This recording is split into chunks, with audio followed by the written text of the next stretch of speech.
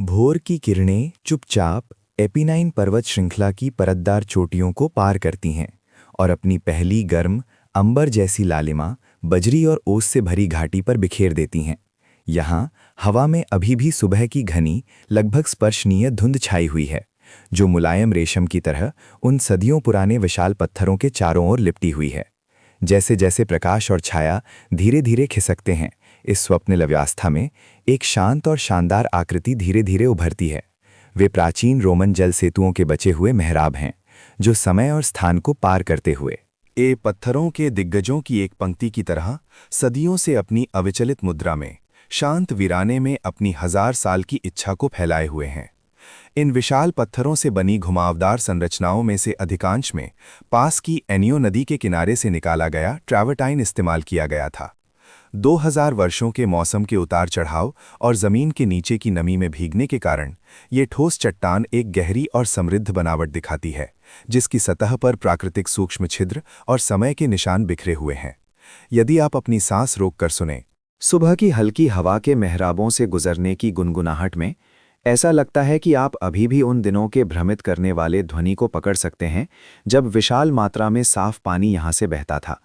ये कभी रोम की जीवनधारा का शुरुआती बिंदु था और एक्वा क्लॉडिया और एनियो नोवस जैसे महान निर्माणों ने इसी गहरी पहाड़ी घाटी से अपना स्रोत प्राप्त किया और ठंडे, स्वच्छ, अत्यधिक ऑक्सीजन युक्त पहाड़ी झरने को क्षितिज के पार स्थित शाश्वत शहर तक लगातार पहुंचाया।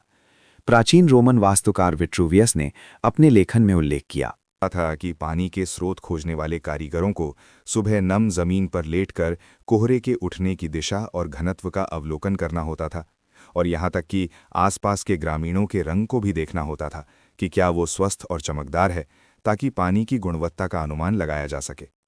प्रकृति के इस चरम अवलोकन ने अंततः विस्मयकारी सटीकता वाले आंकड़ों का रूप लिया।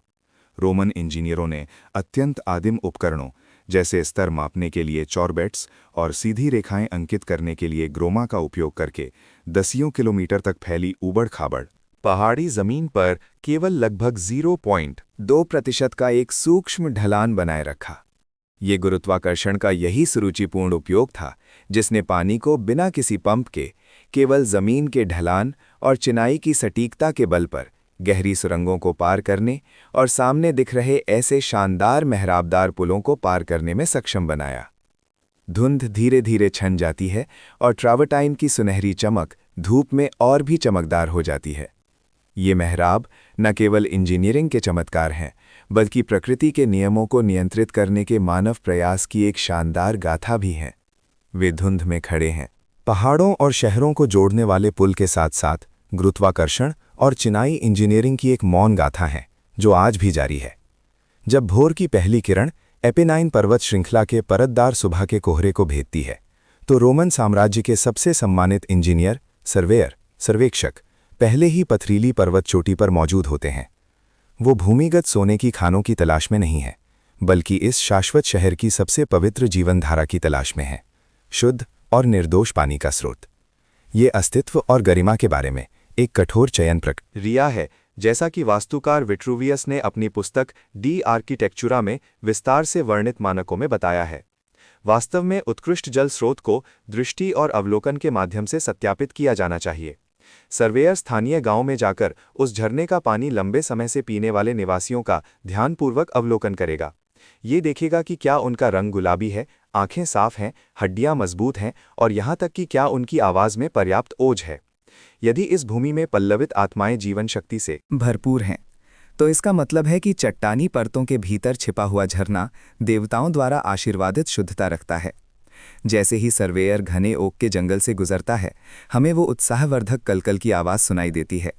यही कैपुट एक्वे है, जल सेतु का शुरुआती स्रोत। ठंडा झरना चूना पत्थर की दरारों से फूट पड़ता है, जिसमें पृथ्वी की गहराई से ठंडी हवा आती है और वो तरल रत्न की तरह चमकता है। हालांकि अनुपचारित पहाड़ी झरना साफ होता है, फिर भी वो पहाड़ी इलाके की खुरदुरी प्रकृति को अपने साथ ले जाता है। रेत, सड़ी हुई टहनियाँ और पत्तियाँ और मिट्टी, इस जंगली प्रवाह को सभ्यता के पोषण में बदलने के लिए रोमनों ने द्रव यांत्रिकी में अपनी अद्भुत अंतर्दृष्टि का प्रदर्शन किया और जल स्रोत और मुख्य जल सेतु के बीच पिसीना लिमारिया नामक एक विशाल अवसाधन कुंड का निर्माण किया। ये एक भव्य पत्थर का कक्ष था जो जमीन के नीचे गहराई में या अर्ध खुला बना था, जिसकी दीवारों पर टूटे हुए टाइलों और चूने के मिश्रण से बना ओपस सिग्निनम नामक जलरोधी प्लास्टर लगाया गया था, जो छूने में सिरेमिक की तरह चिकना और ठंडा लगता था। जब तेज झरना इस विशाल गहरे कुंड में बहता था तो तेजी से बहने वाली धारा स्थान के अचानक विस्तार के कारण धीमी हो जाती थी और पानी कुंड में धीरे धीरे घूमता था, एक शांत और गहरी गूंज पैदा करता था। ये एक सुरुचिपूर्ण भौतिक मंदता थी और वो क्षण भी था जब गुरुत्वाकर्षण ने पूरी व्यवस्था पर कब्जा कर लिया। लगभग स्थिर जल निकाय में वे भारी रेत और पत्थर, छोटे कंकड़ और गंदी अशुद्धियां अपनी गतिज ऊर्जा खोने के बाद धीरे धीरे पृथ्वी के खिंचाव के आगे झुक जाती हैं। वे मौन वर्षा की बूंदों की तरह धीरे धीरे नीचे बैठ जाती हैं और अंततः कुंड के तल पर मोटी पत्थर की स्लैब पर जमा हो जाती हैं। ये अवसाधन प्रक्रिया शुद्ध और पूर्ण थी, जिसमें कोई रासायनिक हेरफेर नहीं था, बल्कि केवल प्राकृतिक नियमों का अधिकतम उपयोग था। हम देख सकते हैं कि कुंड की सतह के ऊपर का पानी अभी भी अपनी पारदर्शी चमक बनाए हुए है। ये नीचे की मैली परत के ऊपर से हल्के से गुजरता है और धीरे धीरे निकास की ओर बहता है। ये छानने का पहला अध्याय है। साफ पानी ऊपर के अति प्रवाह कुंड से बाहर निकलता है, औपचारिक रूप से जंगली मिट्टी को अलविदा कहता है और उस गहरे जल सेतु चैनल स्पेकस में प्रवेश करता है। इस समय का पानी पृथ्वी की धूल से मुक्त होकर एक स्थिर और ताज़ा अवस्था में बदल चुका है, जो दसियों किलोमीटर की उस सटीक यात्रा पर निकलने के लिए तैयार है, जहां प्रत्येक किलोमीटर पर केवल कुछ सेंटीमीटर का ढलान होता है। ये केवल जल उपचार की तकनीक नहीं है, बल्कि व्यवस्था के बारे में एक शुद्धिकरण भी है। रोमन कारीगरों ने अवसाधन कुंड को सावधानीपूर्वक एक ऐसी संरचना रूप में डिजाइन किया था जिसे साफ किया जा सके, जिसमें नीचे जमा कीचड़ को नियमित रूप से धोने के लिए एक निकास मार्ग छोड़ा गया था। जब पानी की पहली बूंद चिकनी पत्थर की दीवार से सरकती हुई रोम शहर की ओर बढ़ने लगी, तो वो न केवल जीवन की प्यास बुझाने के लिए थी, बल्कि प्राकृतिक शक्तियों की सटीक गणना और रोमनों के उत्तम संतुलन का भी प्रतीक थी। इस अवसाधन कुंड की शांति में मानव इतिहास की सबसे शानदार गुरुत्वाकर्षण रिले दौड़ धीरे धीरे शुरू हो रही थी। जब भोर की हल्की किरण लाजियो पहाड़ों के पतले कोहरे को भेदती हुई वीराने में खड़े उन मौन सर्वेक्षक के चेहरों पर पड़ती है, तो गुरुत्वाकर्षण और सटीकता की एक शानदार सिम्फनी संगीतमय रचना शुरू हो जाती है। वे 2000 साल पहले के एक जंगली इलाके में थे। उनके हाथों में चमकते हुए इलेक्ट्रॉनिक उपकरण नहीं थे, बल्कि लकड़ी, कांस्य और भौतिकी के शुद्धतम नियम थे। दसियों किलोमीटर तक फैली इस लंबी यात्रा में इंजीनियरों के एकमात्र गुरु गुरुत्वाकर्षण थे, और उनके सामने चुनौती लगभग पागलपन भरी थी। उन्हें फैली हुई पहाड़ियों और गहरी घाटियों के बीच 6 किलोमीटर केवल 1 मीटर या उससे भी कम 1000 में से 1 के ढलान को बनाए रखना था। यदि ढलान बहुत ज्यादा होता तो बहता पानी एक जंगली जानवर की तरह पत्थर से बनी नहरों को बहा ले जाता। यदि ढलान बहुत कम होता तो जीवन का झरना सूख जाता और स्थिर होकर मृत पानी बन जाता। इस असंभव कार्य को पूरा करने के लिए सर्वेक्षकों ने सबसे पहले ग्रोमा नामक उपकरण स्थापित किया। ये एक सरल दिखने वाला फिर भी बुद्धिमान उपकरण था, जिसमें एक ऊर्ध्वाधर लकड़ी के खंभे पर एक घूमने वाला क्रॉस लगा होता था। क्रॉस के चारों सिरों से पतले रेशमी धागे लटकते थे, जिनके निचले सिरे पर भारी साहुल लगे होते थे। जब सुबह की हवा शांत हो जाती और साहुल हवा में स्थिर हो जाते, तो इंजीनियर एक आंख बंद करके इन 4 समानांतर ऊर्ध्वाधर रेखाओं के माध्यम से लहरदार जमीन पर एक बिल्कुल सीधी दृश्य धुरी खींचते थे। आप साहुल के हवा में लकड़ी के खंभे से हल्के से टकराने की डिंग डिंग आवाज सुन सकते हैं। ये प्राचीन रोमन सभ्यता की सटीकता की आवाज थी, जिसने ये सुनिश्चित किया कि मीलों लंबा जल सेतु एक कसकर खींचे गए तार की तरह वीराने में सटीक रूप से यात्रा कर सके। हालांकि असली तकनीकी सार उस विशाल चोरोबेट्स में था। ये एक विशाल लकड़ी का प्लेटफॉर्म था जो 20 रोमन फीट यानी लगभग 6 मीटर लंबा था। इसका डिजाइन अत्यंत शानदार और भारी था और स्थिरता के लिए इसके निचले हिस्से को मिट्टी में गहराई तक गाड़ा गया था। प्लेटफॉर्म के शीर्ष पर एक पतली नाली खुदी हुई थी। सर्वेक्षक धीरे धीरे उसमें साफ पहाड़ी पानी भरते थे, जब तक कि सतह पूरी तरह से नाली को न भर दे। उस युग में जब लेजर स्तरमापी नहीं थे, पानी ही ब्रह्मांड का सबसे निष्पक्ष निर्माण था। सर्वेक्षक अपनी सांस रोककर जल स्तर के पैमाने के बीच सूक्ष्म हलचल को देखते थे, जबकि 2 सहायक 100 कदम दूर से अलग अलग रंग के पोल लहराते हुए निर्देशों के अनुसार स्थिति को बारीक रूप से समायोजित करते थे। वो एक अत्यंत गंभीर दृश्य था, चिलचिलाती धूप में इंजीनियरों के माथे से पसीने की बारीक बूंदें टपक रही थीं। उनकी उंगलियां खुरदरी लकड़ी की बनावट पर धीरे से फिसल रही थीं और उनकी आंखें दर्पण जैसी उस साफ पानी पर टिकी थीं। लंबी दूरी पर उस अद्भुत 1000वें ढलान को बनाए रखने के लिए उन्हें जमीन पर कारों बार दोहराई जाने वाली माप लेनी पड़ती थी और भूभाग के उतार चढ़ाव को धीरे धीरे एक सटीक ढलान में बदलना होता था। गिरावट की हर इंच दूरी को अनगिनत बार गणना और सत्यापन के माध्यम से सुनिश्चित किया जाता था। हवा में लकड़ी के फटने की गंध और मिट्टी की सुगंध घुली हुई थी। साथ ही जमीन में पोल के घुसने की धीमी आवाज भी थी। ये प्राचीन इंजीनियर अपने पैरों और आंखों से जमीन पर एक अदृश्य नीली रिबन बुन रहे थे। ये केवल चिनाई का काम नहीं था, ये प्रकृति के गुरुत्वाकर्षण के साथ एक सौम्य जुआ था। जब इन मौन अग्रदूतों जब नाप पूरी की तो उन्होंने केवल जमीन पर निशान ही नहीं छोड़े, बल्कि 1000 साल तक चलने वाले सटीक नियमों का एक सेट भी छोड़ा। ये ग्रोमा द्वारा प्रदान की गई सीधी रेखाओं और चॉरबैट्स द्वारा निर्धारित स्तरों के भरोसे ही था कि रोमन बिना किसी यांत्रिक शक्ति के लाखों गैलन झरने के पानी को मानो देवताओं द्वारा खींचे जा रहे हों, उस सूक्ष्म ढलान का अनुसरण करते हुए जो चमत्कारिक रूप से परिपूर्ण था, पहाड़ों और घाटियों को पार करके सटीकता से दूर स्थित पानी के प्यासे साम्राज्य के केंद्र तक पहुंचाने में सक्षम थे। सटीकता की इस चरम खोज ने पत्थरों और बहते पानी के संयोजन को केवल एक इमारत नहीं बल्कि 1000 साल पुरानी एक भव्य कलाकृति बना दिया। जैसे जैसे कैमरा धीरे धीरे नीचे उतरता है, सूरज की रोशनी पीछे से फीकी पड़ने लगती है और हवा में व्याप्त गर्मी की जगह हड्डी तक पहुंचने वाली एक ठंडी नमी ले लेती है। अब हम इस महान इंजीनियरिंग के सबसे गुप्त मार्ग में प्रवेश कर रहे हैं, भूमिगत सुरंग खंड। यहाँ कोई भव्य मेहराब नहीं है, ना ही कोई शानदार दूर का नज़ारा, केवल एक गहरा और दमनकारी सन्नाटा है और पत्थर की दीवारों पर महाकाव्य के समान भारी नक्काशी के निशान हैं। कृपया अपनी दृष्टि उन धब्बेदार दीवारों पर केंद्रित करें। मंद आग की रोशनी और झिलमिलाती दीपक की छाया में पत्थर की दीवारें मछली के शल्कों जैसी घनी छोटी छोटी दरारों से भरी हुई हैं। प्रत्येक निशान 2000 साल पहले मानव हाथों द्वारा एक एक इंच करके खोदा गया था। उस समय के कारीगर और गुलाम इतने संकरे स्थान में जहां केवल एक व्यक्ति ही मुड़ सकता था, भारी लोहे के फावड़े और हथौड़े लिए हुए दिन रात के बिना किसी रोशनी वाले माहौल में कठोर चट्टानों से जूझते थे। पच्छैनी के निशानों की दिशा देख सकते हैं। कुछ क्षैतिज रूप से फैले हुए हैं, जबकि कुछ में लंबवत गिरने वाली शक्ति है। वे चुपचाप बताते हैं कि कैसे दो टीमें अंधेरे में एक दूसरे की ओर बढ़ती थीं।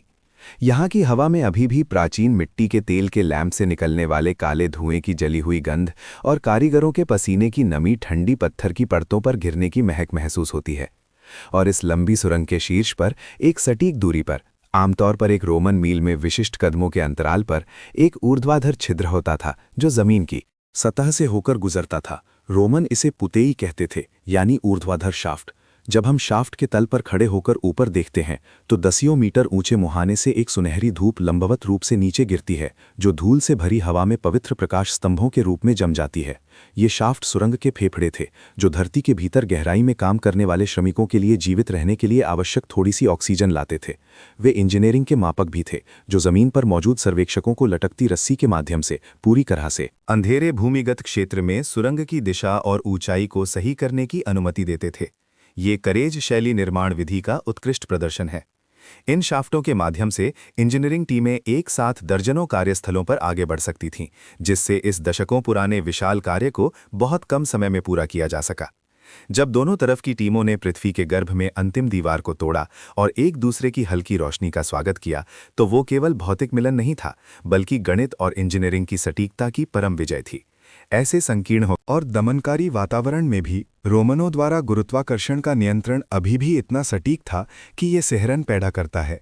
उन्होंने अत्यंत आदिम फिर भी परिष्कृत स्तरमापी का उपयोग करके बजरी से भरे सुरंग के तल पर प्रत्येक किलोमीटर पर केवल कुछ 10 सेंटीमीटर के ढलान की चरम सटीकता सुनिश्चित की। भविष्य में पानी इन हाथ से खोदे गए निशानों से लगभग पूर्ण स्थिर गति से सरकेगा, बिना किसी जल्दबाजी के दूर के शहर की ओर बहेगा। 2000 साल बाद आज जब हमारी उंगलियां इन ठंडी और खुरदरी दीवारों पर फिसलती हैं, तो आप अभी भी उस समय पार स्पंदन को महसूस कर सकते हैं। ये सभ्यता के अस्तित्व के लिए रोमनों द्वारा भूमिगत गहराई में प्रकृति के साथ दृढ़ता से संघर्ष करने का ठोस प्रमाण है। प्रत्येक पत्थर का निशान एक साम्राज्य की कभी न सूखने वाली महत्वाकांक्षा को वहन करता है। जब सूरज धीरे धीरे इबेरियन प्रायद्वीप के क्षितिज में अस्त होता है तो नारंगी सुनहरी रोशनी स्पेन के सेगोविया में स्थित उस विशालकाय 2 मंजिला जल सेतु पर तिरछी पड़ती है। ग्रेनाइट की खुरदरी और क्रिस्टल भरी सतह एक पवित्र आभा से चमक उठती है। ये लगभग 10 वर्षों से खड़ी विशाल संरचना हवा में असाधारण रूप से शांत लगती है, लेकिन यदि आप अपनी सांस रोककर ध्यान से सुने तो ऐसा लगता है कि आप गुरुत्वाकर्षण के दबाव में लाखों टन भारी पत्थरों की हल्की सांसें सुन सकते हैं। सबसे चौंकाने वाला रहस्य इसकी भव्यता नहीं बल्कि इसकी शुद्धता है। ये इंजीनियरिंग चमत्कार जो 800 मीटर से अधिक फैला हुआ है और 30 मीटर की ऊंचाई तक पहुंचता है, इसमें पत्थरों के बीच हुई मोर्टार, सीमेंट या धातु के जोड़ का बिल्कुल भी उपयोग नहीं किया गया है। ये मानव ज्यामिति और प्राकृतिक गुरुत्वाकर्षण के बीच एक शिखर संवाद है, जिसे प्राचीन रोमन कारीगर एशलर चिनाई कहते थे। एक सूखी चिनाई विधि जिसमें किसी गोंद की आवश्यकता नहीं होती, बल्कि केवल सटीक कटाई और भौतिक घर्षण के बल पर अनंत समय का सामना कर सकती है। आइए हम नज़दीक से देखें और उन पत्थरों की बनावट का ध्यानपूर्वक अवलोकन करें। ग्रेनाइट के प्रत्येक पत्थर पर 2 सममित छोटे गहरे छेद हैं। वे 2000 साल पहले रोमन क्रेन के धातु क्लैंप द्वारा छोड़े गए निशान हैं। इन विशाल पत्थरों को गुलामों और बोझ ढोने वाले जानवरों द्वारा यहां तक खींचा जाता था। फिर उन्हें जटिल पुली प्रणाली द्वारा धीरे धीरे उठाया जाता था और सटीक रूप से निर्धारित स्थान पर रखा जाता था। इस शिल्प का मूल त्रि-आयामी ज्यामिति का चरम उपयोग है।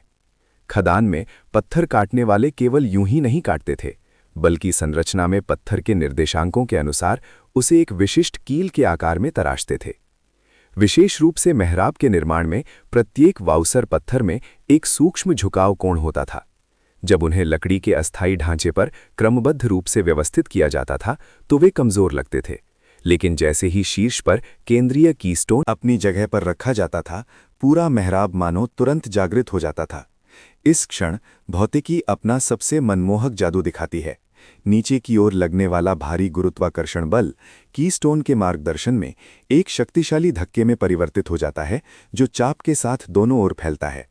ये पार्श्व दबाव प्रत्येक मेहराब पत्थर को एक दूसरे के खिलाफ कसकर धकेलता है, जिससे इतना बड़ा घर्षण बल उत्पन्न होता है जो किसी भी विस्थापन का विरोध करने में सक्षम होता है। इस सूखी चिनाई की स्थिति में गुरुत्वाकर्षण अब इमारत को नष्ट करने वाला दुश्मन नहीं रहता, बल्कि सबसे स्थिर चिपकने वाला बन जाता है। आप पत्थर की दरारों में एक पतला ब्लेड डालने का प्रयास कर सकते हैं, लेकिन आप पाएंगे कि 2000 साल पुराना ये जोड़ अभी भी कसकर बंद है। पत्थरों के किनारों की सटीकता अविश्वसनीय हद तक है। इस विधि के लिए आवश्यक था कि संपर्क सतह अत्यंत सपाट हो। कभी-कभी कारीगर केवल किनारों के जोड़ों को ही बारीकी से पीसते थे और पत्थर के केंद्र को थोड़ा अवतल रखते थे, ताकि ये सुनिश्चित हो सके कि बल का बिंदु पूरी तरह से किनारों पर केंद्रित हो और ये सुनिश्चित हो सके कि पूरा पुल एक जैविक इकाई की तरह काम करे।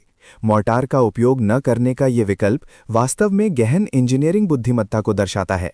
कठोर और पृथ्वी की हलचल या तापीय विस्तार संकुचन के कारण आसानी से दरार पड़ने वाली सीमेंट की इमारतों के विपरीत सूखी चिनाई वाले जल सेतुओं में एक अद्भुत लचीलापन होता है। लंबे वर्षों में चाहे वो सतह पर हल्के कंपन हो, गर्मियों की भीषण गर्मी हो या कड़ाके की ठंड हो, पत्थरों के बीच के सूक्ष्म अंतराल संरचना को थोड़े से आत्मसमायोजन और विस्थापन की अनुमति देते थे। ये 1000 से अधिक टुकड़ों से बनी एक विशाल सटीक मशीन की तरह है, जो दबाव और गुरुत्वाकर्षण की निरंतर गतिशील संतुलन में उन तनावों को दूर करती है जो साधारण दीवारों को नष्ट करने के लिए पर्याप्त होते। जब आप उन ठंडी, खुरदरी और पृथ्वी की गंध वाली चट्टानों को छूते हैं और शुद्ध ज्यामितीय व्यवस्था द्वारा समर्थित उस भारीपन को महसूस करते हैं, तो आप समझेंगे कि प्राचीन रोमनों द्वारा खोजी गई अमरता शक्तिशाली बंधन पर निर्भर नहीं करती थी, बल्कि प्राकृतिक नियमों के गहरे अनुकूलन पर आधारित थी। ये जल सेतु केवल पानी आने का एक चैनल नहीं है, बल्कि गुरुत्वाकर्षण की सुंदरता को प्रदर्शित करने वाला एक विशाल मंदिर भी है। प्रत्येक कसकर जुड़ा विशाल पत्थर इस मौन यांत्रिक सिम्फनी में 2000 साल पहले की सटीकता और शक्ति की उस महान गाथा को जारी रखता है। इटालियन प्रायद्वीप की चिलचिलाती धूप में पत्थर की खदानों का शोर दूर स्थित माउंट वेसुवियस की शांत आकृति के साथ एक तीखा विरोधाभास पैदा करता है। हवा में एक हल्की तीखी और सूखी गंध फैली हुई है, जो चूने और पृथ्वी की गहराई से निकली धूल के मिश्रण से बनी है। ये वो स्थान है जहां प्राचीन रोमन वास्तुकला के चमत्कार का जन्म हुआ था, एक पदार्थ जिसे रोमन कंक्रीट रोम के नाम से जाना जाता है, जो कारीगरों के खुरदुरे हाथों में धीरे धीरे आकार ले रहा था। ये केवल पत्थरों और मोर्टार का एक साधारण जोड़ नहीं था, बल्कि 1000 साल पुरानी रासायनिक संधि थी। मानव बुद्धिमत्ता और ज्वालामुखी ऊर्जा के बीच एक गहरा संवाद था। जब हम झुककर उन जल सेतुओं का निरीक्षण करते हैं जो 2000 वर्षों से खड़े हैं और गिरे नहीं हैं, तो सबसे आश्चर्यजनक बात उनकी भव्यता नहीं है, बल्कि पत्थर की ईंटों के मूल में छिपा हुआ वो लाल भूरा कठोर पदार्थ है। प्राचीन रोमन वास्तुकार विट्रूवियस ने इस जादुई सूत्र को श्रद्धा से दर्ज किया था। केंद्रीय रहस्य नेपल्स की खाड़ी के पास पोज़ोली में पाई जाने वाली उस मोटी साधारण दिखने वाली भूरे रंग की पाउडर परत में छिपा है। यही पोज़ोलिन ज्वालामुखी राख है। ये ज्वालामुखी विस्फोट के बाद बचे हुए सूक्ष्म कण पृथ्वी के मूल के भट्टी से निकले हुए सार हैं, जो सक्रिय सिलिकेट और एल्यूमिनेट से भरपूर हैं। जब कारीगर पृथ्वी के गर्भ की गहराई से आए इन पाउडर को उच्च तापमान पर जलाए गए बर्फ की तरह सफ़ेद बुझे हुए चूने के साथ मिलाते थे और उचित मात्रा में पानी डालते थे, तो एक अदृश्य शानदार परिवर्तन शुरू होता था। ये सामान्य मिट्टी के सूखने जैसा नहीं था, ये एक जल कठोरता प्रतिक्रिया। चूना और ज्वालामुखी राख पानी के उत्प्रेरण में केवल पानी खोकर कठोर नहीं होते थे, बल्कि आणविक संरचना को फिर से व्यवस्थित करते थे, जिससे एक सघन और मजबूत सूक्ष्म नेटवर्क बुना जाता था। इस नेटवर्क संरचना में एक अत्यंत दुर्लभ खनिज crystal alumino-silicate calcium hydrate silicate calcium hydride विकसित होता था। ये सुई की नोक जितने पतले फिर भी अविश्वसनीय रूप से मजबूत क्रिस्टल अनगिनत छोटे हाथों की तरह खुरदुने पत्थरों, टफ और मिट्टी के बर्तनों के टुकड़ों को कसकर पकड़ लेते थे और अंततः एक ऐसे कृत्रिम विशाल पत्थर में जम जाते थे जो प्राकृतिक चट्टान से भी ज्यादा मजबूत होता था। और यही वो अंतिम रक्षा पंक्ति थी जिसने जल सेतुओं को 1000 साल तक बनाए रखा। जल सेतु के सबसे मुख्य जलवाहिका स्पेकस में ये कंक्रीट अपनी लगभग अलौकिक शक्ति का प्रदर्शन करता था। दिन रात पानी के लगातार प्रवाह के प्रभाव का सामना करने पर भी, या सर्दियों की भीषण ठंड से होने वाले तापीय विस्तार और संकुचन के बावजूद, रोमन कंक्रीट न केवल क्षरित नहीं होता था, बल्कि एक आकर्षक स्व उपचार सेल्फ हीलिंग क्षमता भी प्रदर्शित करता था। जब नमी सूक्ष्म दरारों में प्रवेश करती थी, तो बचे हुए खनिज पानी के साथ फिर से प्रतिक्रिया करते थे, नए क्रिस्टल बनाते थे और दरारों को ऐसे भरते थे जैसे घाव भर रहे हों। पानी की इस सामग्री की लालसा और परिवर्तन ने इसे नम वातावरण में और भी कठोर बना दिया, जिससे रिसाव की पुरानी समस्या पूरी तरह से हल हो गई और ये सुनिश्चित हुआ कि दूर पहाड़ों से आने वाली हर बूंद दसियों किलोमीटर की ऊबड़-खाबड़ पहाड़ी श्रृंखलाओं को पार करके बिना किसी रिसाव के साम्राज्य के केंद्र तक पहुंच सके। इन प्राचीन जल सेतुओं के नीचे खड़े होकर ऐसा लगता है कि हम समय के साथ ज्वालामुखी राख के उन क्रिस्टलों के सूक्ष्म विकास की आवाज़ सुन सकते हैं। वो पृथ्वी की अग्नि और साफ झरने का संगम है, चूने और धूल का सहनृत्य है। प्राचीन रोमन केवल पत्थरों को नहीं जोड़ रहे थे, उन्होंने ज्वालामुखी के क्रोध को पकड़ा, उसे एक शाश्वत व्यवस्था में बदल दिया, जिससे ये संरचनाएं समुद्री हवाओं और बाढ़ के आक्रमण के बावजूद संरक्षक देवताओं की तरह भूमध्य सागर के सूर्योदय और सूर्यास्त को मौन और गरिमा के साथ देखती रहीं। प्रकृति के साथ सह अस्तित्व की इस इंजीनियरिंग दर्शन ने रोमन कंक्रीट को निर्माण सामग्री के दायरे से ऊपर उठा दिया, युगों को पार करने वाली सभ्यता का एक प्रमाण बना दिया। इस क्षण जब हम खुले पहाड़ों के बीच खड़े होकर उन विशालकाय पत्थर के खंभों को ऊपर देखते हैं जो खाई को पार करने वाले हैं, तो हवा में न केवल सूखे चूने की धूल घुली हुई है, बल्कि ताज़ी कटी हुई ओक और चीड़ की लकड़ी की ताज़ा सुगंध भी है। ये प्राचीन रोमन इंजीनियरिंग के सबसे लुभावने क्षणों में से एक है। मेहराब समर्थन प्रणाली या लकड़ी का सांचा भी कहा जाता है की स्थापना।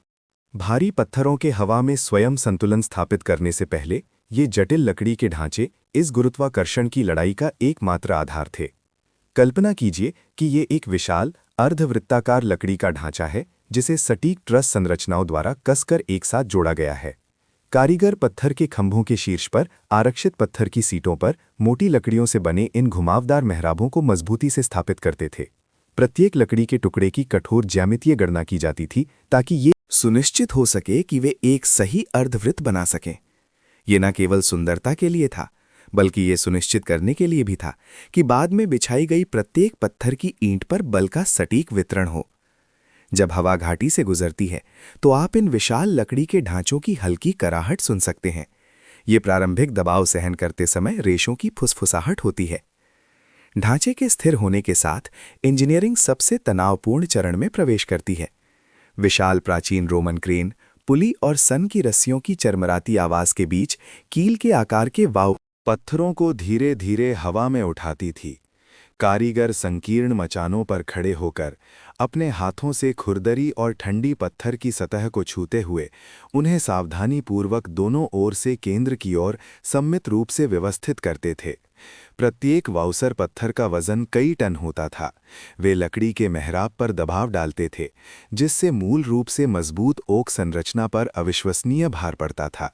इस समय संरचना कमजोर होती थी। ये पृथ्वी के गुरुत्वाकर्षण का सामना करने के लिए पूरी तरह से लकड़ी की लचक पर निर्भर करती थी। पत्थरों के बीच चन कोई मोर्टार नहीं लगाया गया था। वे केवल सटीक कटाई कोणों के माध्यम से एक दूसरे के कसकर सटे हुए थे, अंतिम पहेली के टुकड़े का इंतजार कर रहे दिग्गजों की तरह, मौन और भारी। अंततः मुख्य कार्य का समय आता है। वो मेहराब की आत्मा का मूल है, कीस्टोन। यह एक विशाल, उल्टे समलंब आकार का पत्थर था जिसे चाप के सबसे ऊपरी सिरे पर लटकाया गया था और धूप में ये विशेष रूप से भव्य लगता था। जब क्रेन धीरे धीरे अपनी रस्सी छोड़ती है तो ये विशाल पत्थर धीरे धीरे नीचे उतरता है और दोनों ओर के वाउसर पत्थरों के साथ कसकर जुड़ जाता है। इस क्षण पूरे लकड़ी के ढांचे ने अत्यधिक वजन सहन करने के कारण एक धीमी, गहरी आवाज निकाली, मानो पूरी संरचना अपनी सांस रोके हुए हो। इसके बाद सबसे जादुई यांत्रिक चमत्कार होता है। कारीगर व्यवस्थित रूप से लकड़ी के सांचे को सहारा देने वाले लकड़ी के वेजेस को हटाना शुरू करते हैं, जिसे डीमोल्डिंग कहा जाता है। जैसे जैसे लकड़ी के ढांचे का सहारा धीरे धीरे गायब होता जाता है, लकड़ी द्वारा वहन किया जाने वाला ऊर्ध्वाधर वजन गुरुत्वाकर्षण के प्रभाव में तुरंत एक पार्श्व धक्के में परिवर्तित हो जाता है, जो पत्थर के चाप के साथ दोनों ओर फैलता है। आप देख सकते हैं कि प्रत्येक पत्थर दबाव के कारण और भी कसकर एक दूसरे से जुड़ जाता है।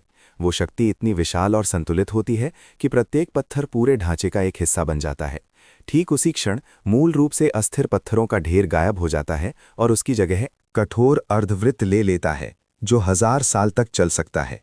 इसे अब लकड़ी की सहायता की आवश्यकता नहीं होती, बल्कि ये लगभग एक शाश्वत आत्मसंतुलन प्राप्त कर लेता है। जब अंतिम लकड़ी का बीम हटाया जाता है तो पत्थर का मेहराब घाटी के बीच अपनी पूर्ण और हल्की आकृति में प्रकट होता है। ये मानव गुरुत्वाकर्षण से घोषणा कर रहा हो। मानव बुद्धि और इस परिष्कृत समर्थन प्रणाली के माध्यम से ठंडे पत्थरों ने अंतरिक्ष को पार करने की जीवन शक्ति प्राप्त कर ली है। ये केवल इंजीनियरिंग की विजय नहीं है, बल्कि यांत्रिकी के सार ए प्रति मानव की सबसे गहरी अंतर्दृष्टि और उसका चित्रण भी है। फ्रांस के लियोन में जियर घाटी के गहरे किनारे पर खड़े होकर सुबह की धुंध 100 मीटर गहरी घाटी के तल पर एक हल्की जाली की तरह मंडराती है। एक ऐसी भौगोलिक बाधा का सामना करते हुए जो आधुनिक इंजीनियरों को भी मुश्किल लगती है, रोमनों ने आकाश को ढकने वाला एक विशाल बहुमंजिला मेहराबदार पुल बनाने का विकल्प नहीं चुना, बल्कि एक अधिक गुप्त और भौतिक बुद्धिमत्ता से भरपूर समाधान का उपयोग किया, उल्टा साइफन प्रणाली। ये मानव इच्छा और द्रव यांत्रिकी के बीच एक सुरुचिपूर्ण जुआ था। जब पानी की धारा घाटी के किनारे पर स्थित विशाल वितरण टावर तक पहुंचती थी तो वे खुले पत्थर के चैनलों में आराम से नहीं बहती थीं, बल्कि उन्हें बंद और भारी शीशे की पाइपों की एक श्रृंखला में निर्देशित किया जाता था। इन पाइपों को फिस्ट्यूले कहा जाता था और उनके निर्माण का विवरण प्राचीन रोमनों की धातु शिल्प में चरम उत्कृष्टता को दर्शाता है। कारीगर काले शीशे के बड़े टुकड़ों को पिघलाकर उन्हें मोटी आयताकार शीशे की चादरों में फैलाते थे, फिर उन्हें एक गोलाकार लकड़ी के सांचे पर लपेटकर नलिकाकार आकार देते थे। सबसे आश्चर्यजनक विवरण उनके अनुदैर्ध्य लंजिट्यूडिनल वेल्ड जोड़ थे। वो एक साधारण जोड़ नहीं था, बल्कि उच्च तापमान वाली ब्लू टॉर्च का उपयोग करके पिघले हुए शीशे को ओवरलैप जोड़ों पर डाला जाता था, जिससे रीढ़ की हड्डी की तरह उभरा हुआ एक मजबूत वेल्ड बिंदु बनता था। जियर जल सेतु प्रणाली में इन पाइपों का व्यास लगभग 23 सेंटीमीटर था और पाइप की दीवार की मोटाई 2.5 सेंटीमीटर तक पहुंच सकती थी। केवल 1 किलोमीटर की दूरी तय करने के लिए ब्रिटेन या स्पेन से लाए गए हजारों टन कीमती शीशे के अयस्क की आवश्यकता होती थी। जब हजारों गैलन पानी ऊंचाई से पाइपों में गिरता था तो वे पहाड़ी ढलान पर बनी तिरछी पत्थर की नालियों से तेजी से नीचे बहते थे और गतिज ऊर्जा और दबाव पल भर में तेजी से बढ़ जाते थे। घाटी के सबसे गहरे बिंदु पर पानी का दबाव 10 से 20 वायुमंडलीय दबाव तक पहुंच सकता था, जो सबसे मजबूत पत्थर की दीवारों को भी फाड़ने के लिए पर्याप्त था। इस विनाशकारी शक्ति का सामना करने के लिए रोमन इंजीनियरों ने घाटी के तल पर एक नीचा लेकिन अत्यंत स्थिर पुल का निर्माण किया। पाइपों को पुल की सतह पर बने विशेष पत्थर के चैनलों में व्यवस्थित रूप से बिछाया गया था। ये पत्थर के चैनल सटीक रूप से कटे हुए चूना पत्थर के टुकड़ों से बने थे। प्रत्येक पत्थर को हाथ से तराशा गया था ताकि वो एक गण अर्धवृत्ताकार चाप बना सके और शीशे की पाइपों को कसकर लपेट सके। इन पत्थर के चैनलों को ध्यान से देखने पर आपको पता चलेगा कि पत्थरों के बीच ज्वालामुखी राख और चूने के मिश्रण से बने हाइड्रोलिक मोर्टार का उपयोग किया गया था और लोहे के क्लैंप से उन्हें मजबूत किया गया था। ये डिज़ाइन न केवल शीशे की पाइपों के अविश्वसनीय वजन को सहारा देने के लिए था, बल्कि विशाल दबाव के झटकों के तहत पाइपों के विस्थापन को रोकने के लिए भी था। शांत घाटी के तल पर ऐसा लगता है कि आप शीशे की पाइपों के अंदर पानी के तेजी से बहने की धीमी गर्जना सुन सकते हैं। वो धातु के खोल में कैद गुरुत्वाकर्षण द्वारा उत्पन्न एक लय है। कनेक्टिंग ट्यूब सिद्धांत वेसल्स के बल पर यह विशाल दबाव पानी को फिर से विपरीत खड़ी ढलान पर धकेलता है और अंततः थोड़ा कम ऊंचे रिसीविंग टावर में प्रवेश करता है, जहां यह फिर से एक शांत पतली धारा में बदल जाता है। ये उल्टी साइफन तकनीक रोमन जल सेतुओं को अनदेखे स्थानों पर अद्भुत शक्ति और सटीकता प्रदर्शित करने में सक्षम बनाती है। ये भव्य दृश्य प्रभाव पर निर्भर नहीं करती, बल्कि भारी शीशे और विशाल पत्थरों की संरचना के भीतर अपनी शक्ति को गहराई से छिपाती है। ये केवल पानी का परिवहन नहीं था, बल्कि प्राकृतिक भौतिकी के नियमों की ओर मन लोगों की सबसे गहरी अंतर्दृष्टि और महारत थी, जिसने जीवन के झरने को किसी भी बाधा को पार करने, हजारों साल के समय को पार करने और साम्राज्य के हर उस कोने तक बहने में सक्षम बनाया जहां समृद्धि की सबसे ज्यादा लालसा थी। वीराने और घाटियों को पार करते हुए पत्थर के मेहराबदार पुलों पर दर्जनों किलोमीटर की लंबी और स्थिर यात्रा के बाद पहाड़ों से निकला वो साफ और भारी जीवन का झरना अंततः शहर की सबसे ऊंची जगह पर पहुंच गया। इस विशाल प्रवाह का स्वागत करने वाला शहर की दीवारों के किनारे खड़ा एक भव्य मंदिर ऐसा गोलाकार पत्थर का ढांचा था। ये रोमन जल सेतु प्रणाली का हृदय था। कास्टेलम एक्वे, शहर का अंतिम जल टावर। भारी पत्थर के दरवाजे को धकेलकर टावर के अंदर कदम रखते ही एक नम और ठंडी हवा ने तुरंत पूरे शरीर को घेर लिया। यहाँ रोशनी मंद थी, केवल कुछ बारीक सूरज की किरणें ऊंचाई पर बने वेंटिलेशन या हवा निकालने वाले छेदों से अंदर आती थीं, जो हवा में घूम रही सूक्ष्म धूल को रोशन करती थीं। पैरों के नीचे जमीन के भीतर से एक धीमी कंपन महसूस की जा सकती थी। वो लाखों गैलन पानी के यहाँ एकत्रित होने की गूंज थी। इमारत के केंद्र में एक विशाल गोलाकार अवसाधन कुंड गहरी आंखों की तरह चुपचाप इनलेट या प्रवेश द्वार से आने वाले पानी को स्वीकार कर रहा था। यहाँ पानी के प्रवाह की गति को जानबूझकर धीमा किया जाता था, ताकि यात्रा के दौरान लाई गई मिट्टी, रेत और खनिजों को धीरे धीरे कुंड के तल पर बैठने दिया जा सके, जबकि सतह पर सबसे शुद्ध झरना एक अधिक परिष्कृत सामाजिक स्तरीकरण वितरण प्रणाली में प्रवेश करने के लिए तैयार होता था। इस जल टावर की आंतरिक संरचना का अवलोकन करते हुए आप प्राचीन रोमन इंजीनियरों की अधिक भारों और सार्वजनिक कल्याण के प्रति गहरी सोच पर चकित होंगे। अवसाधन कुंड के अंत में अलग अलग ऊंचाई पर 3 स्तरों में वितरण छेद व्यवस्थित रूप से लगे हुए थे। यही रोम के शहर के संचालन का सर्वोच्च सिद्धांत था। सबसे निचले स्तर का छेद शहर में सैकड़ों सार्वजनिक फव्वारों तक जाने वाली पाइपलाइनों से जुड़ा था। मौसम कितना भी सूखा क्यों ना हो, पानी की कितनी भी कमी क्यों ना हो, इस स्तर का छेद हमेशा सबसे पहले पानी से भरता था। ये आम नागरिकों के मूल अस्तित्व को बनाए रखने का आधारशिला था। यहाँ 24 घंटे झरने का मीठा पानी फव्वारों में लगातार बहता रहता था। ये सुनिश्चित करता था कि प्रत्येक नागरिक सड़क के कोने पर प्रकृति के इस उपहार को प्राप्त कर सके। और मध्य ऊंचाई का छेद भव्य सार्वजनिक स्नानागारों और स्टेडियमों को पानी की आपूर्ति के लिए जिम्मेदार था। जब पानी पर्याप्त होता था तो शहर की जीवन शैली सौंदर्य में निखर जाती थी। नागरिक धुंधली भाप में सामाजिकता कर सकते थे, स्नान कर सकते थे और साम्राज्य की सभ्यता के गौरव का आनंद ले सकते थे। इस स्तर के पानी की मात्रा पर कड़ी निगरानी रखी जाती थी। केवल जब आम ज़रूरतें पूरी हो जाती थीं, तब अतिरिक्त पानी यहाँ से बहकर इन शानदार मनोरंजन स्थलों तक पहुँचता था। जहाँ तक सबसे ऊंचे और सूखने में सबसे आसान छेद की बात है, वो शहर के कुलीन वर्ग और धनी व्यापारियों के निजी घरों तक जाता था। इन विशेषाधिकार प्राप्त वर्गों के लिए, जो ऊंचा जलकर देने को तैयार थे, रोमन इंजीनियरों ने एक चतुर व्यवस्था की थी। पानी से भरपूर मौसम में झरने का पानी उनके बगीचों में लगे सुंदर फव्वारों में बहता था। हालांकि यदि सूखे के कारण जलस्तर गिर जाता तो ये सबसे ऊंचा छेद सबसे पहले पानी देना बंद कर देता। ऊंचाई के अनुसार निर्धारित ये प्राथमिकता न केवल यांत्रिकी का अनुप्रयोग था, बल्कि एक मौन सामाजिक अनुबंध भी था, जिसने ये सुनिश्चित किया कि संसाधनों की कमी के समय जनता का अस्तित्व अधिकार हमेशा व्यक्तिगत विलासिता और सुख से ऊपर रहेगा। जैसे जैसे पानी मानक व्यास वाली सीसे की पाइपों में बहता था, झरना तेजी से नीचे की ओर दौड़ना शुरू करता था, अनगिनत छोटी धाराओं में बदल जाता था और सड़कों के नीचे बिछे पाइप नेटवर्क के माध्यम से शहर के हर कोने में रिसता था। ऊपर से देखने पर यह पत्थर का जल टावर एक धड़कते हुए एक हृदय की तरह था, जो गुरुत्वाकर्षण के जादू और सटीक वितरण तर्क के माध्यम से जीवन की लय को इस अमर शहर के छोर तक सटीक रूप से पहुंचाता था। प्राचीन रोम की 1000 साल पुरानी सभ्यता की धड़कन को जारी रखता था। जब सुबह की पहली धूप सबीन पहाड़ों की चोटी को पार करके रोम शहर की टेराकोटा की छत पर पड़ती है, तो ये शहर शांति में नहीं बल्कि एक शाश्वत और ताज़ा लय में जागता है। वो पानी के बहने की आवाज़ है। प्राचीन रोम की गलियों और सड़कों के बीच पानी कभी रुकता नहीं था, ना ही कभी बंद किया जाता था। ये साफ झरने, जो दसियों किलोमीटर दूर से भव्य जल सेतुओं के माध्यम से लाए गए थे, प्रति सेकंड हजारों लीटर की गति से लगातार पूरे शहर की धमनियों और नसों में प्रवाहित होते रहते हैं। शहर के चौक के पाश्चात्य पल आपको लैकस नामक सार्वजनिक फव्वारे दिखाई देंगे। वे रोम के दैनिक जीवन की आत्मा थे। ट्रेवर्टाइन और टफ से बने विशाल जलकुंडों के किनारे सदियों से पानी भरने वालों के हाथों से चिकने और गोल हो गए थे।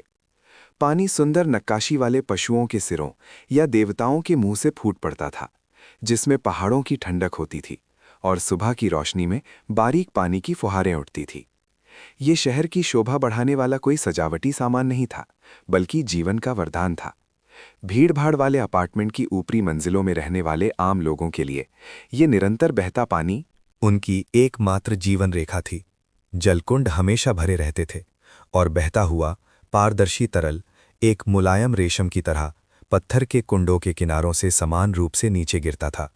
प्राचीन पत्थर की सड़कों पर टकराकर मधुर छलकने की आवाज़ पैदा करता था और शहर के दूसरे छोर पर भव्य शाही स्नानघर इंपीरियल बाथ्स पानी का एक और रूप प्रदर्शित कर रहे थे।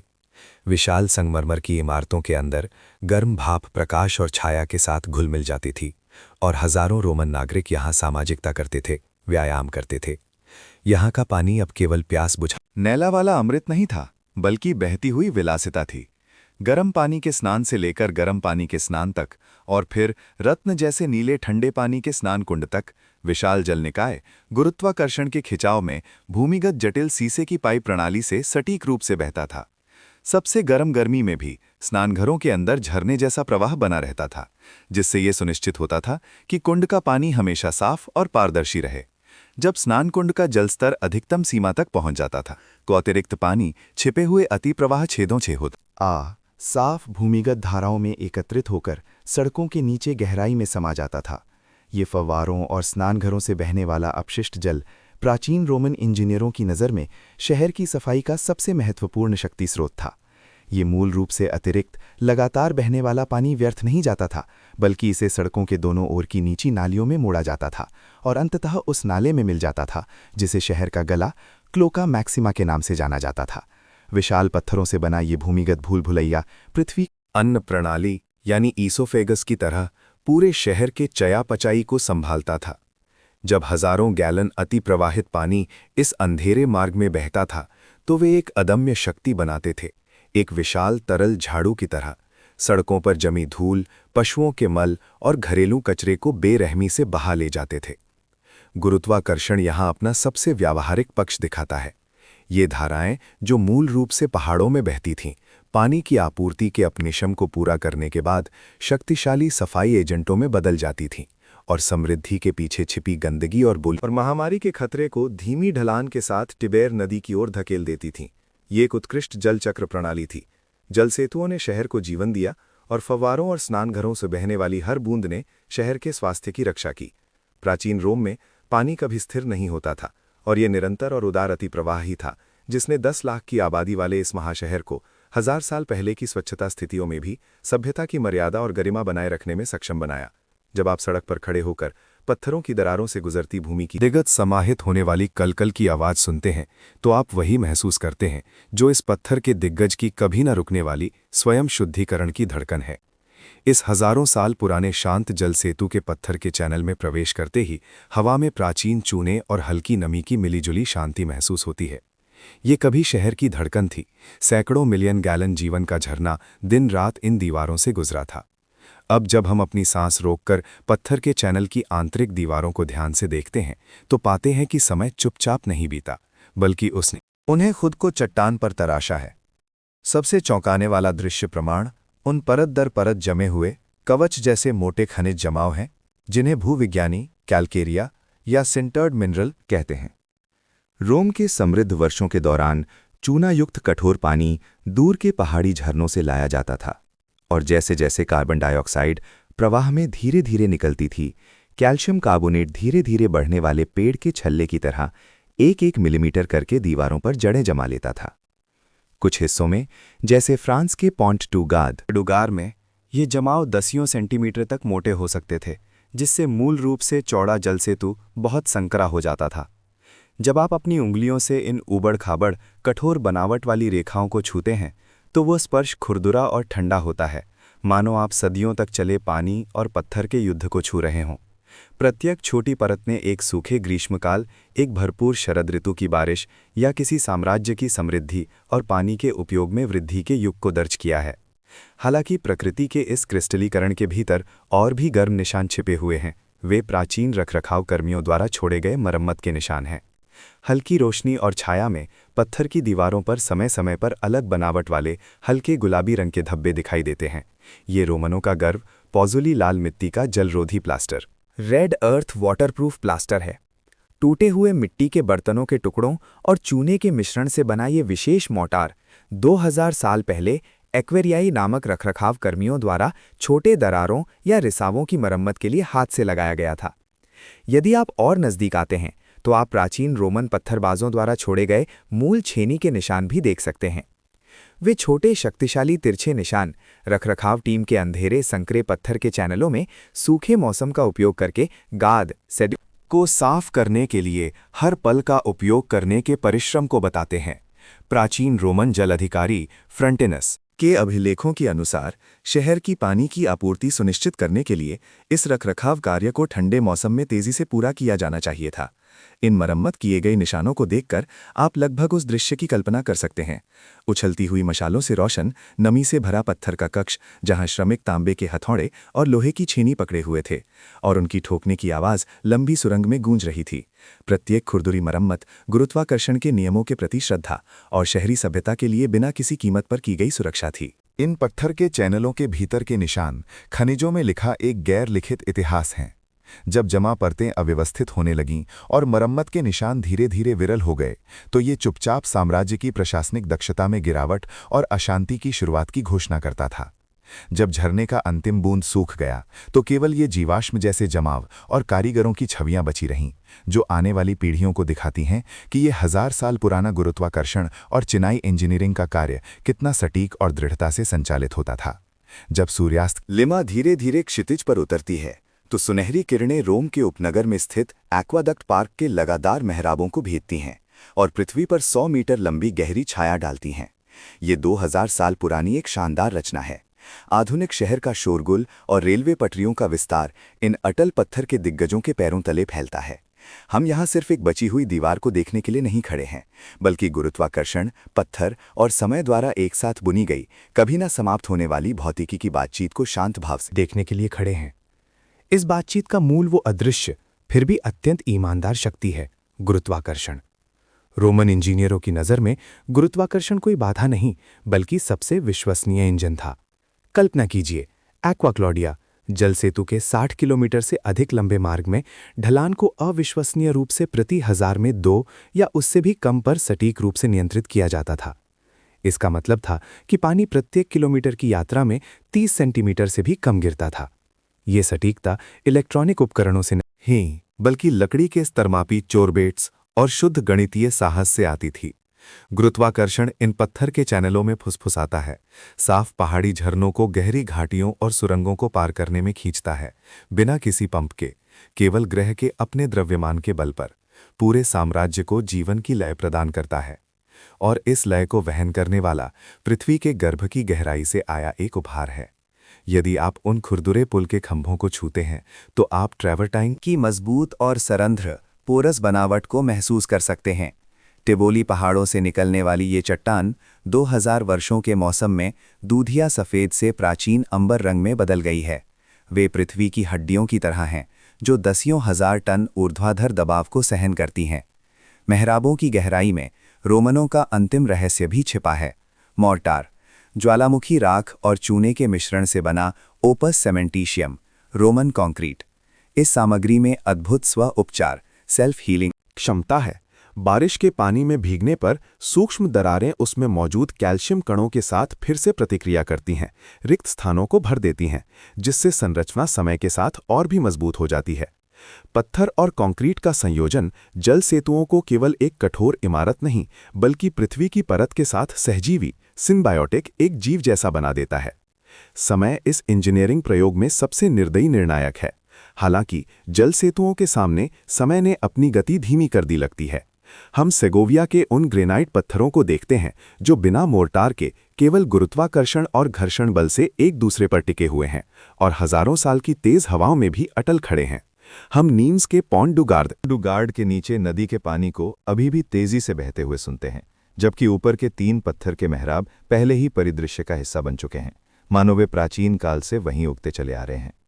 ये बचे हुए अवशेष हमें बताते हैं कि जब मनुष्य प्रकृति के नियमों का पालन करना सीखता है, ना कि उसे जीतने का प्रयास करता है, तो चमत्कार होते हैं। गुरुत्वाकर्षण ने गति प्रदान की, पत्थर ने आकार दिया और समय ने अंततः इन सभी को एक शाश्वत रूप में संघनित कर दिया। जब आधुनिक पानी की पाइपलाइनें जमीन के नीचे दबी हुई दृष्टि से ओझल हो जाती हैं, तो इन भूदृश्यों में बचे हुए पत्थर के मेहराब अभी भी मौन स्मारकों की तरह खड़े हैं, हमें याद दिलाते हुए। सच्ची महान इंजीनियरिंग वो है जो गुरुत्वाकर्षण के साथ नृत्य कर सकती है, भूवैज्ञानिक युगों से संवाद कर सकती है और 1000 साल बाद भी आधुनिक हल्की रोशनी में समय द्वारा न मिटने वाली गणित और यांत्रिकी की सामंजस्यपूर्ण सुंदरता को प्रदर्शित कर सकती है।